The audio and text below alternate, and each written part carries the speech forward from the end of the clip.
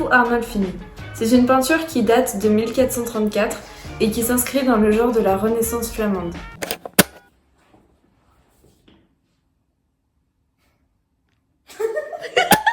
Le double portrait est une huile sur toile mesurant 82,2 cm par 60 cm. Il est conservé à la National Gallery de Londres. Il a été peint par Jan van Eyck. Ah, vous êtes déjà là? Je suis Jan van Eyck, un peintre flamand du XVe siècle. Est-ce qu'on peut refaire la prise et tu dis non quand je dis tu trouves des idées? Tu trouves des idées? Non. Peintre, dessinateur, architecte, enlumineur flamand, Jan van Eyck serait né en 1390 et mort en 1441. Il est le précurseur de la peinture primitive flamande qui se caractérise par une grande minutie et le sens du réalisme. Le tableau est un double portrait en plan large qui représente une scène en intérieur, donc plus précisément une chambre conjugale qu'on devine luxueuse grâce à la présence de nombreux détails, comme par exemple la présence d'oranges, qui était à l'époque des fruits exotiques et qui témoignent donc de la noblesse des personnages représentés. Non. Oh non, putain, c'est... Ah putain, mais... À gauche, un homme vêtu de noir lève sa main droite et de sa main opposée tient celle de la femme située à ses côtés qui, elle, a la main libre posée sur son ventre proéminent, retenant son long manteau vert. À l'arrière-plan, donc derrière la femme, on a un lit à baldaquin défait, ainsi qu'un fauteuil rouge vif qui permettent de la détacher du fond et de la mettre en valeur. Tandis que du côté de l'homme, donc à son arrière, une commode et une fenêtre aux teintes plutôt ternes l'effacent totalement et déportent notre regard sur sa conjointe. Le tableau est au format à la française et se construit dans une composition en symétrie, chaque époux pouvant être l'image de l'autre.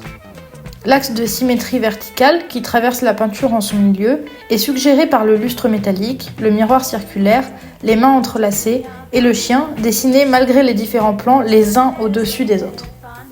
La lumière provient de la fenêtre qui est à gauche, ce qui met en valeur la femme et rend sa peau diaphane, tandis que l'homme est plus dans l'ombre. Enfin, les trois éléments principaux forment une trinité harmonieuse et fonctionnelle. Les visages des époux, ainsi que le chien à leurs pieds, symbole de leur fidélité, sont disposés en un triangle posé sur la pointe, ce qui peut suggérer la trinité religieuse, tout en brisant la stabilité du tableau. Pétage de câble. Elle est bien ma prise ou pas? Je peux voir. La peinture de la Renaissance flamande est connue pour être très symbolique et pleine d'interprétations. On a longtemps cru que ce tableau représentait Giovanni di Arrigo Arnolfini et sa femme Giovanna Senami. En effet, le signe que fait l'homme avec sa main était réalisé lors des mariages de cette époque. Celui-ci serait secret, car la femme semble déjà enceinte au vu de la forme de son ventre.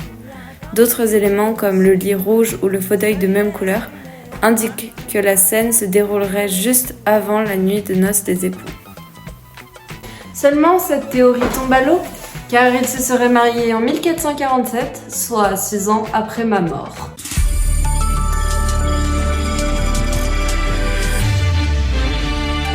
Et maintenant, les informations du jour. Costenza Trenta, épouse Arnolfini, serait morte en couche cette nuit de 1433. On a donc privilégié l'hypothèse selon laquelle ce serait Giovanni di Niccolao Arnolfini, un lointain cousin à Giovanni di Arrigo, qui aurait commandé ce tableau pour commémorer la mort de sa femme Costenza Trenta. De nombreux éléments confirment cette hypothèse. Refais, mais regarde-moi pas, genre... Fais ça naturellement, vas-y.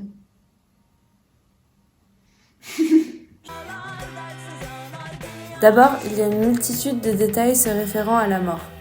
Le plus notable, c'est les vêtements noirs de l'époux, faisant penser qu'il est en deuil. Mais aussi, les 2 bougies sur le lustre, l'une est allumée du côté de l'homme, représentant la vie, et l'autre est éteinte du côté de la femme, représentant la mort. D'ailleurs, les époux ne se tiennent pas la main dans le miroir, comme si celui-ci était le reflet de la réalité de leur séparation par la mort. Malgré tout, de nombreux éléments permettent de souligner le dévouement qu'ils éprouvaient l'un pour l'autre, Tout d'abord, le chien est en lui-même le symbole archétypal de la fidélité.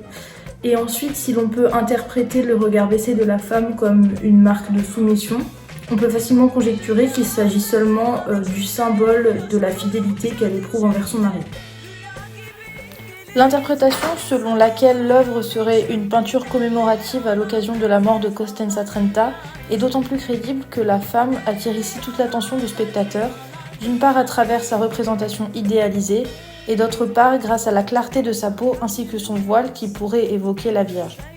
Ce sentiment est renforcé par sa tête légèrement penchée et sa main posée sur son ventre qui témoignent de la douceur d'une Madone.